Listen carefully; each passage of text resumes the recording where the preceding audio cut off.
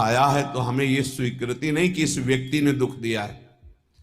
अगर ये व्यक्ति ना हो तो मैं कभी दुखी हूं ना, ऐसी भावना कभी मत बनाना कि अगर सामने कमरे वाला हट जाए ना तो मैं बड़ा सुखी हो जाऊं, वो अमक नष्ट हो जाए ना तो मैं सुखी हो जाऊं। कभी नहीं। तुम्हें कोई दुख नहीं दे रहा, पक्का समझ लीजिए। तुमने जो बीज बोया है कर्म का, वो ही तुम्हें दुख दे रहा है, पक्का समझ लीजिए। यहां कोई दुख देने वाला नहीं है। ना दुखम, एक तो ये। दूसरा, हमारे कर्म के कई रूप होते हैं। एक होता है व्यक्ति के ऊपर बैठकर कर्म दंड दिलाता है, और एक होता है घटना बनता है, और एक होता है रोग बनता है। शरीर में विविध प्रकार की आदि व्याधियां, तो हमको विचलित नहीं होना है। यदि आप भक्त हैं, उपासक हैं, आध्यात्मिक मार्ग के पथिक हैं, तो धैर्य रखिए। नाम जप से बहुत बड़ा बल मिलता है।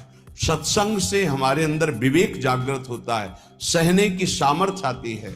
बड़े से बड़े दुख को आनंद पूर्वक उपासक सह सकता है, विषयी भोगी पुरुष नहीं, संसारिक पुरुष नहीं। इसलिए ना दुखम, कोई भी दुख आपको विचलित ना कर पावे। ये तभी हो सकता है जब आपने मृत्यु का वर्ण कर लिया है। अब तो एक ना एक दिन शरीर छूटेगा ही। भजन नहीं छोड़ेंगे, सतमार्ग नहीं छोड़ेंगे। मृत्यु से बड़ा कोई दुख नहीं है, उसे हम पहले स्वीकार कर चुके हैं, तब इस मार्ग में चला जाता है। नारायण अति कठिन है, हरि मिलन की बाट, या में पग पीछे धरे प्रथम शीश दे काट।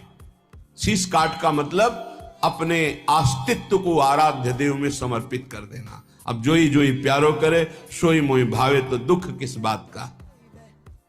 देखो, प्रवचन कर लेना सरल है, प्रवचन सुन लेना सरल है, लेकिन जब ये बातें जीवन में आती हैं उस समय अपने को बचा ले। यही आध्यात्मिक साधक की पहचान है। अनुकूलता होती तो बड़ी कृपा भगवान की, और जब प्रतिकूलता रंग लाती है उस समय बोलो कि बड़ी कृपा हरि की। तुम्हारा प्रियजन पधार गया और बोलो हाथ उठा के, बड़ी कृपा हरि की। तुम्हारा प्रिय शरीर असाध्य रोग से ग्रसित हो गया, बोलो अब बड़ी हरि कृपा। तुम्हारे मनोवांछित जितनी वस्तुएं उन सब विध्वंस हो गई, अब बोलो हाथ उठा के, बड़ी हरि की कृपा। तब समझा जाएगा महाभागवत हो, भक्त हो, बड़ी हरि की कृपा, और वास्तविक बड़ी हरि की कृपा। पर बोल सकता है वही जिसका अस्तित्व भगवान में समर्पित है।